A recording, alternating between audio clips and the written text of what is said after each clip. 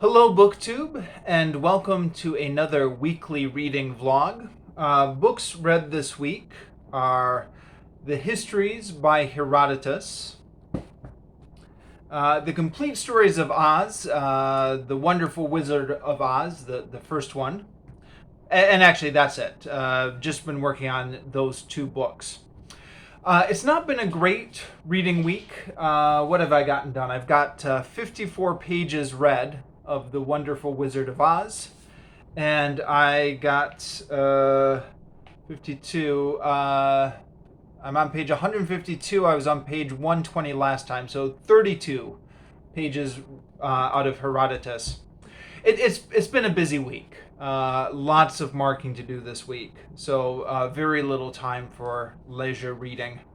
But the groove I'd like to settle into.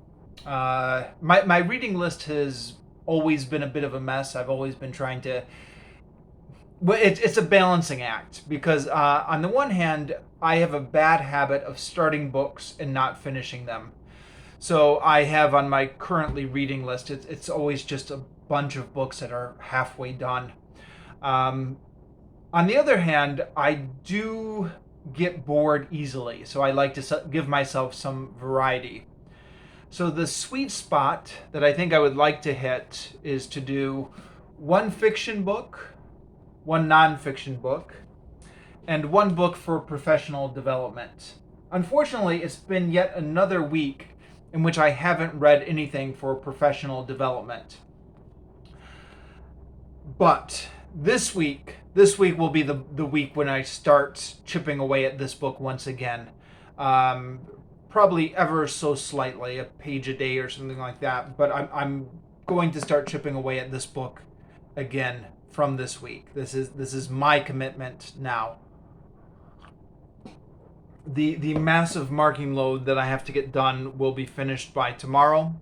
There will be more work after that finishes. There always is a new deadline, but I'm going to make it a priority to get this book back in the rotation. But yeah, for this week, I just have these two. So, The Wonderful Wizard of Oz, which I started this week and got up to page 52.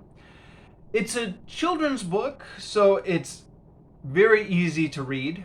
The only danger is that it's so easy to read and so familiar that there's a danger of my brain just switching off, which it has been doing sometimes, where I catch myself having not absorbed a paragraph just because it's in such a simple style and so easy to read.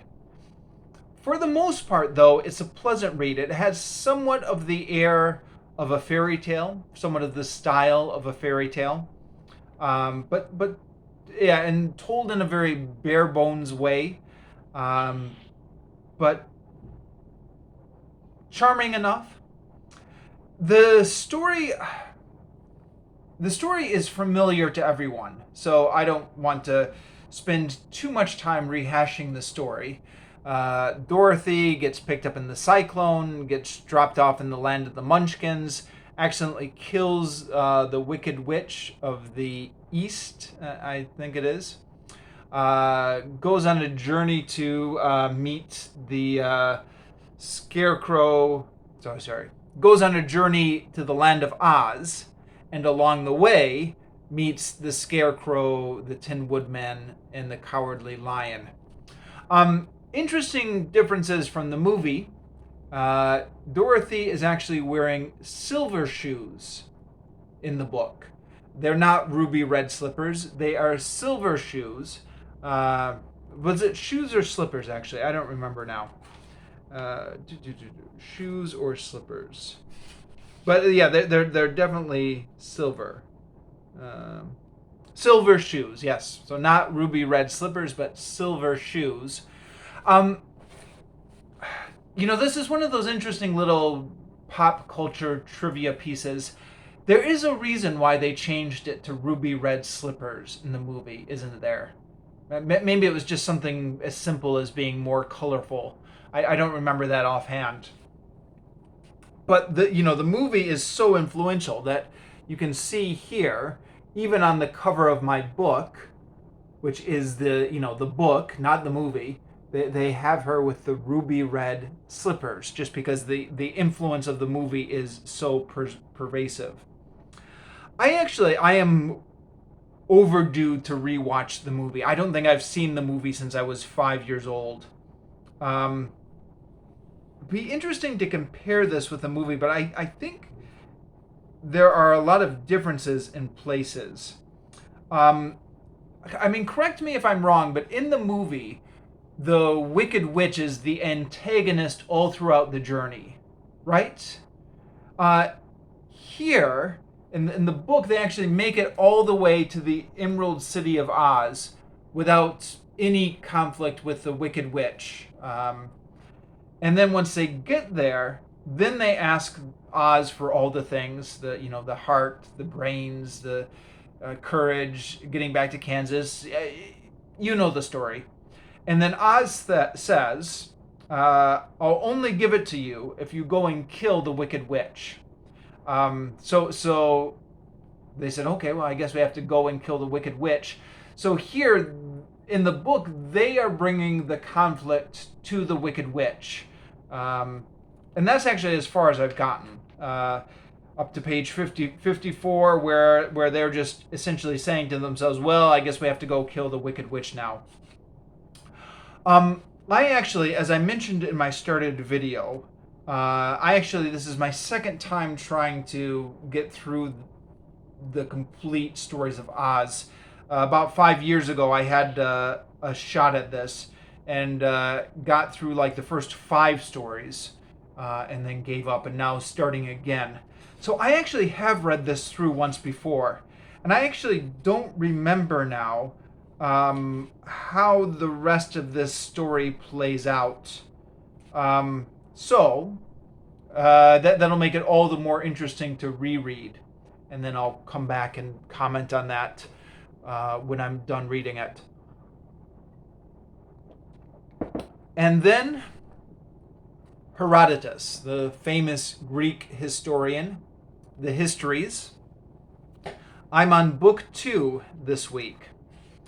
So as I mentioned briefly at the end of last week, book 2, according to the footnotes that translator Tom Holland has put in the back, book 2, well, first of all, he says that the division into books was not original with Herodotus. That's later scholars who have done that. But nonetheless, book 2 is all about Egypt. And Tom Holland says this is the longest book in Herodotus.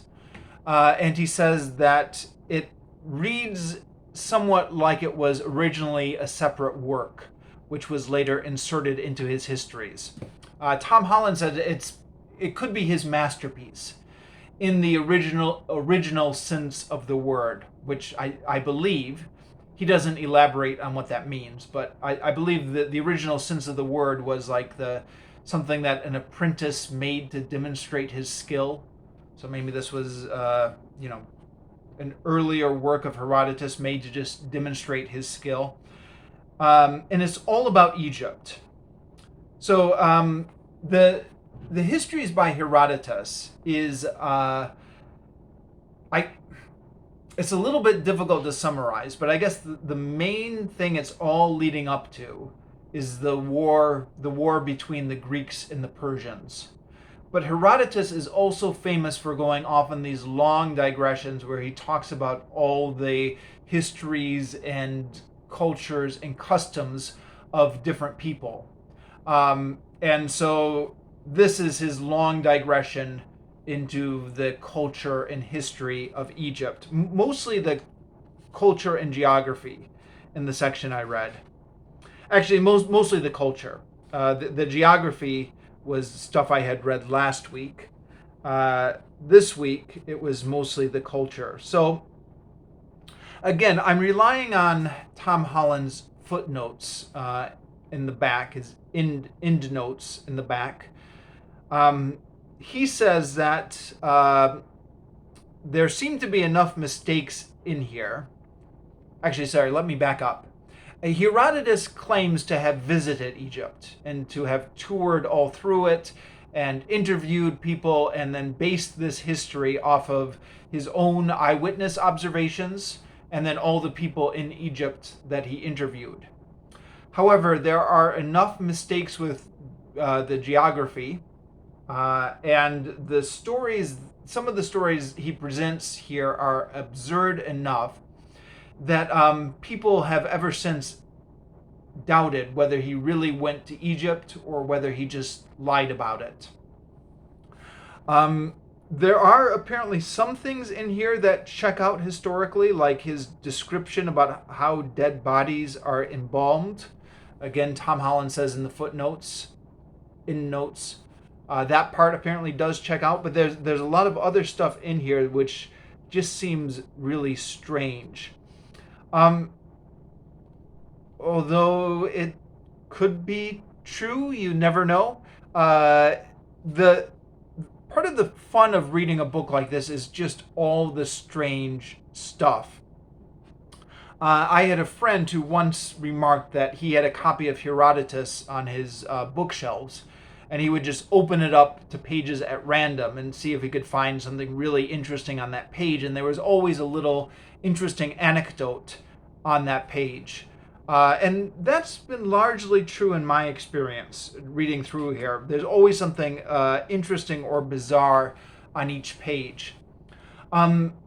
Nonetheless, at the same time, a book with so many digressions, and which at times can feel like it's just anecdote on top of anecdote, sometimes does feel like it's lacking a forward narrative momentum, as we might think of it today. So it did lose my interest a little bit this week as I was struggling through it. Struggling isn't the right word. It's easy. It's easy enough reading, but just gets a little bit monotonous, maybe. Even though there's so many interesting things in it, just because it's a little bit hard sometimes to pick out where this story is going, if that makes sense. But there are definitely some interesting things in here, and maybe I can highlight some of these here. So one of the things I thought was interesting is his description of Egypt as if it's just opposite land. Like whatever is normal to do, the Egyptians just do the opposite. Let me read from that part here. There is also the fact that the Egyptians themselves, in almost all their customs and practices, do the exact opposite of the rest of mankind. In Egypt, for instance, it is the women who go to the market and do business, while it is the men who stay at home and weave. And while people everywhere else do their weaving by pushing the weft upwards, the Egyptians push it downwards. Men carry loads on their head, women on their shoulders. Women urinate standing up, men squatting down. Their homes they use for defecating in, while the streets outside are where they eat. This on the principle that anything which is embarrassing but unavoidable should be done behind closed doors, while anything that is not a cause of shame should be done fully in public. Whether a god is male or female makes no odds, since women are banned from serving as priests, and only a man may officiate in a temple, be it that of a goddess or a god. Sons are under no obligation to care for their parents if they do not wish to. Daughters, however, are under strict obligation to do so, whether they are willing or not. So, I just thought that was a funny little thing about how he is viewing the Egyptians as just doing the opposite of everything that's normal to humans. That being said, though, it starts off with this description of, oh, these Egyptians, aren't they crazy? They do everything backwards. But then as you continue, there is an effort made to humanize them, and also to say that they seem to have been, in Herodotus's opinion, the originator of a lot of the religious customs that the Greeks have since adopted. So he definitely just he. It's not just that he thinks they're crazy opposite people. He definitely does have a lot of respect for them. Talks a lot about the religious customs and the animals they hold sacred. And then there's a part here where he's talking about this part of Egypt where they say all the goats are sacred. And then he says, within my own lifetime, an astonishing incident took place in this province. In this province, he's talking about the province where all the goats are sacred. A male goat had sex publicly with a woman. It was quite a spectacle, and that's the end of the story. He continues on there.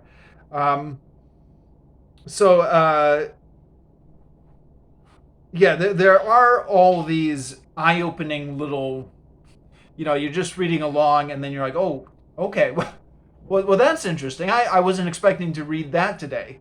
And then you just continue reading along. There are a lot of interesting things here, which either have to do with sex or bodily functions.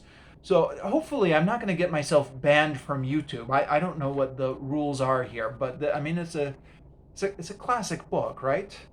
Admittedly, I am doing the schoolboy thing of going through the classic book to find all the naughty parts. But what else are you going to talk about, right? You don't want to hear me talking about the boring parts of the book. And there were a couple more eye-opening parts like that. I have a feeling that there's actually one more part like that was in the section I read for this week that I actually can't remember what it was now. I need to take better notes, underline all the naughty parts so I can remember them for this weekly reading vlog. There is another part. I'm not sure this is the part I was thinking of, but he talks about the embalming of the dead. The Egyptians, of course, famous for their embalming and the mummies. And apparently, Tom Holland actually says this part he's pretty accurate on, or his history and archaeological evidence has apparently borne him out on the process of embalming. But maybe I'll just read this. So talking about the process of embalming, but usually you hand the dead body to the embalmers as soon as possible. And it's an interesting little business they've got going, which reminds me maybe a little bit of today's business of funeral homes, where there are 3 different packages. There's like the best package, which is the most expensive, which is like the deluxe embalming. And then there's a little bit cheaper package. And then there's a third package, which is the cheapest. And when you go to when you bring your dead body to the embalmers, they take out their prices and they show you what's involved in the different packages. And then you negotiate or choose which package fits your budget. But here's another part. It says, when the wife of an eminent man has died, or a woman particularly beautiful or well known, delivery of the body to the embalmers is delayed. Only once 3 or 4 days have gone by is it handed over for mummification. The reason for this is that it prevents the embalmers from indulging in necrophilia.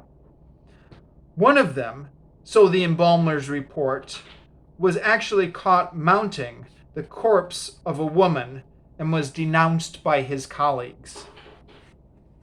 So, that's another little part that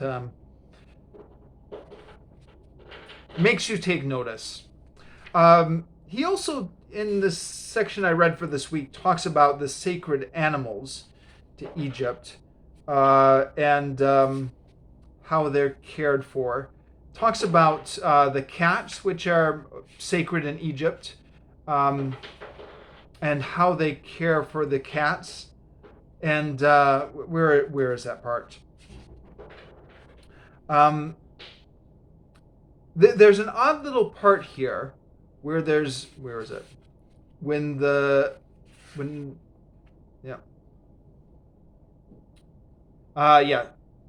event of a fire, what happens to cats is uncanny in the extreme. The Egyptians, rather than attempting to extinguish the flames, instead form a human chain and keep watch over the cats. The cats, however, slipping through the line of men or else jumping over it, hurl themselves into the conflagration.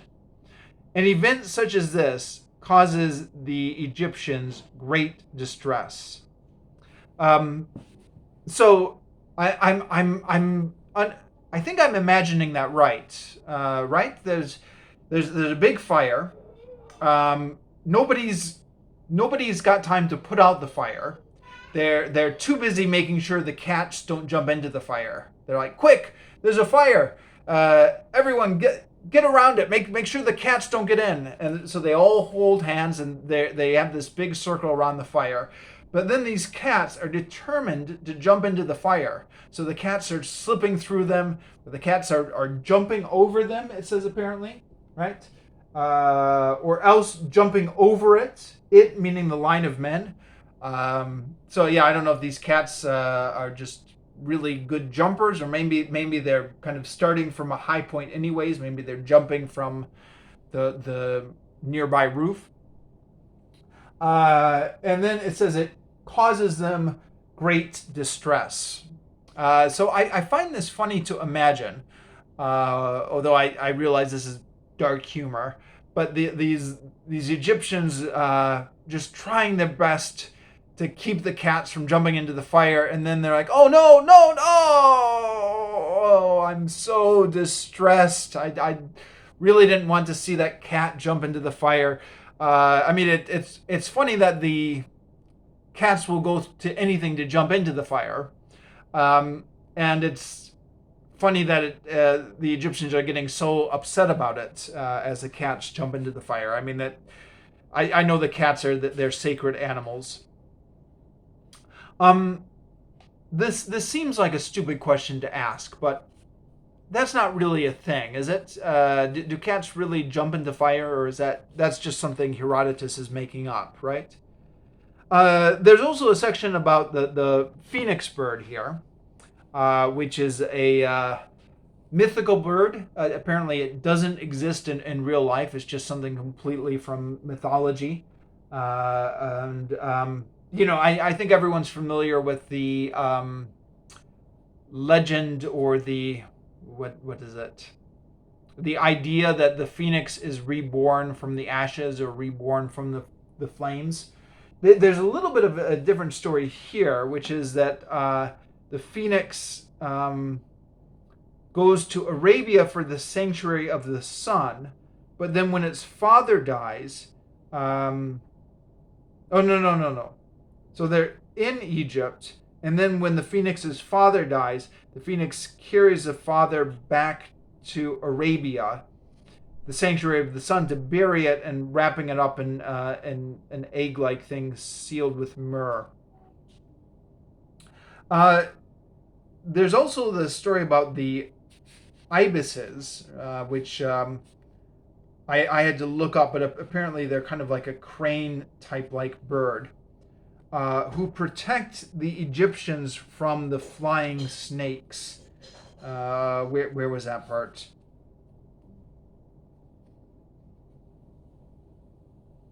Yeah, where was the part about the flying snakes? Yeah. So every spring, so report has it, the snakes take wing from Arabia for Egypt. But there at the pass which would lead them into the country, they are met by ibises, who block their entry and kill them. So there's every spring there's this battle between the flying snakes and the ibises. Apparently, I was looking this up on the internet just before filming this video. Flying snakes, ibises, just to see if this was a thing. And of course it's not, or probably not. Apparently this is one of the passages that's often cited as proof that Herodotus never did go to Egypt. But then, of course, there are scientists who say, well, actually, there is this phenomena where there are these snakes that look like they're flying when they do this or something like that. So maybe it is based on some actual report. And then on the tail end of the section I got done reading for this week, still in book 2, it's getting into some of the history of the ancient pharaohs, which I assume is just all pure mythology. I don't know. So there was men who built the dikes to control the Nile. And then there were 330 rulers after him. Herodotus says most of them are not worth mentioning. There was a queen named Nitocris, who is, I guess, the only female ruler in the group. So her brother was actually the ruler, but then her brother got killed by a conspiracy of the nobles, I guess, so she became ruler. So to avenge her brother, she devised this elaborate plan where she had this whole underground chamber dug up, and she invited all the nobles down into there to eat in this big banquet. And then once they were all down there, I guess she had this chamber connected to the river or something. So she opened up the door or diverted the course of the river, and then the river just rushed in and drowned everyone. And then she herself killed herself in that to prevent further people from taking vengeance on her for all the oh no, sorry, I'm just looking at that now. I got that wrong. She afterwards threw herself into a chamber of ashes. So she did kill herself, but not in that way. And then what else happened? There was a great conqueror who talks about, his name was Sesostris. He went all along the Red Sea as far as he could go, and then when he couldn't go any further along the Red Sea because it got too shallow, he just got a big army and looked like he swept through Palestine and Syria and into Thrace, conquering the people as he went and erecting monuments. It says if they fought very bravely against him, he would erect a monument with male genitalia on it. And if they didn't fight bravely against him, he would erect a monument with female genitalia on it, just so that they would know that they died like women. Just so everybody would know how unbravely they had fought. Okay, it's 29 minutes and 30 seconds. I have used up all my time for this week. So yes, I'll come back next week to talk more about what I've read for next week.